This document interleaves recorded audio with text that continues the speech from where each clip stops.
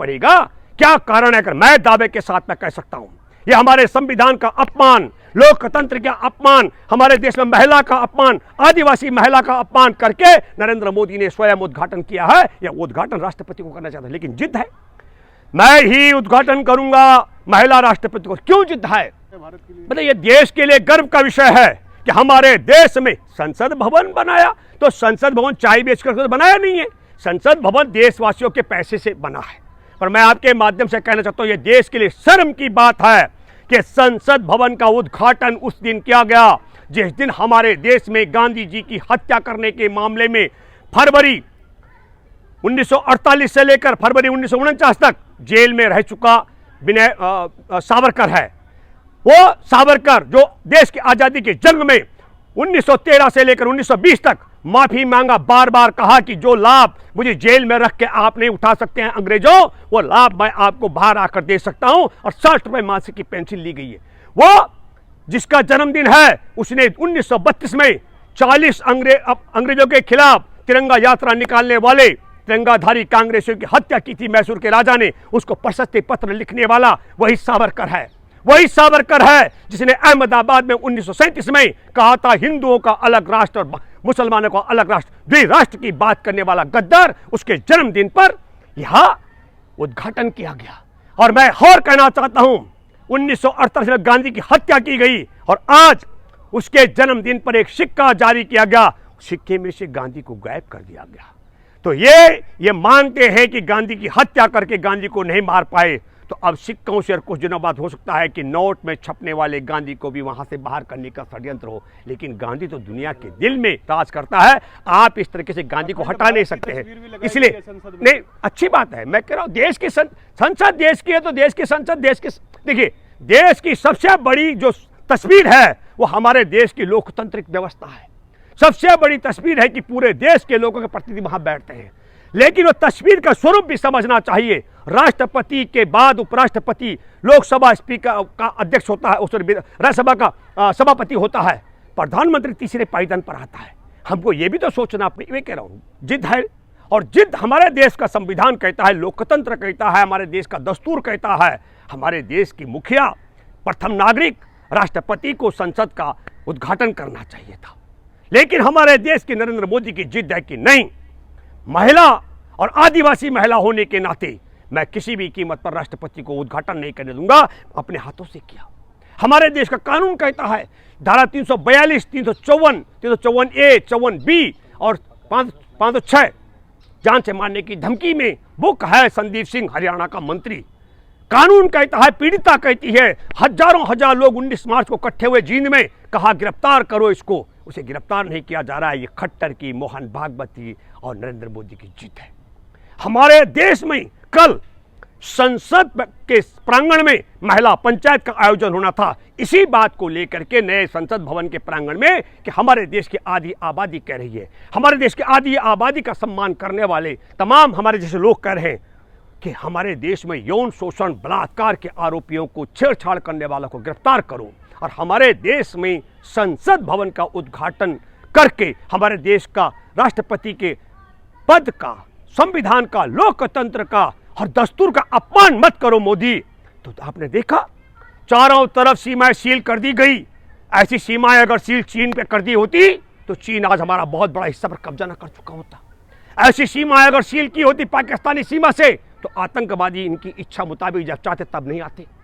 और किस तरीके से कल ओलंपिक पदक विजेता को पीटा गया, सड़क पर पटका गया, पटका गया बुरी तरीके से। आपने देखा होगा विनेश फोगाट को किस तरीके से, बजरंग पुनिया को मैं तो साथ था, किस तरह से घसीटा गया, अपमानित किया गया। ये जिद है। और तब हम ये कह रहे हैं ये घटना नहीं है, ये सुनियोजित षड्यंत्र है। 1947 में जो राजदंड मिला था, नेहरू जी को उसे म्यूजियम में रख दिया था, क्योंकि राजपाट की व्यवस्था, राजा रजवाड़ों की व्यवस्था खत्म है भारत में, भारत लोकतंत्र में तब्दील हो गया। और कल पहली बार आजादी के 75 साल में उसकी स्थापना हो गई। राजदंड को कर दिया लोकसभा अध्यक्ष के आसन के पास। अब राजशाही के ये दांत हैं। हमारे देश में यौन शोषण, बलात्कार, पास्को के तहत मुख्य सांसद को गिरफ्तार नहीं किया जाएगा। हमारे देश में सर्वोपरि पद, सर्वोच्च पद पर बैठे महिला अगर है राष्ट्रपति, तो उसको सम्मान नहीं दिया जाएगा। हमारे देश के अंदर छेड़छाड़ का मामला दर्ज हो तो संदीप सिंह जैसे को गिरफ्तार नहीं किया जाएगा। हरियाणा के मंत्री का जिक्र कर रहा हूं। और तब ऐसी दशा में जो आपका सवाल है, यह सवाल पूरे देश का सवाल, और तब मैं ये कहना चाहता हूं, अब धारा 144 लगा दी गई है। कल हम लोगों को गिरफ्तार करके जब हमको बसंतकुल थाने ले गए थे, जो मेरे साथ वहां गिरफ्तार थे करीब 50 से ज़्यादा लोग और करीब 35-35 महिलाएं, मैं ये दावे के साथ मैं कह सकता हूं सबने प्रस्ताव पास किया, हम पहलवान बेटियों की ये जो लड़ाई है यौन शोषण बलात्कारियों को जेल में भिजवाने की, छेड़छाड़ करने वालों को जेल भिजवाने की, उस लड़ाई में हर तरीके से साथ है। हम लाठी डंडा गोली से डरने वाले नहीं। ये दंगा फैलाने का मुकदमा दर्ज कर दिया इन्होंने, तब भी भयभीत होने वाले नहीं है। और धारा 144 लगा दी गई है, लेकिन इसका यह मतलब नहीं कि देश को ताले में बंद कर दिया हो। तब मैं आपके माध्यम से कहना चाहता हूं, मैं आप सबसे अपील करता हूं, देशवासियों से, आप समझ लो कि बलात्कार यौन शोषण पास्को के आरोपी को जेल भिजवाने के लिए, सजा दिलाने के लिए सुप्रीम कोर्ट का आदेश को ठोकर मारी जा रही है। एफआईआर दर्ज हुई इनके आदेश पर। और हमारे देश में ओलंपिक पदक विजेता बेटा और बेटियां सड़क पर घसीटे जा रहे हैं, जो यौन शोषण बलात्कार के मामले में ब्रजभूषण को जेल भिजवाने की मांग कर रहे हैं। नरेंद्र मोदी अब राजशाही ठाट बाट पर पहुंच चुके हैं, उन्होंने ठोकर मार दी है। तब हमारे पास क्या बचता है?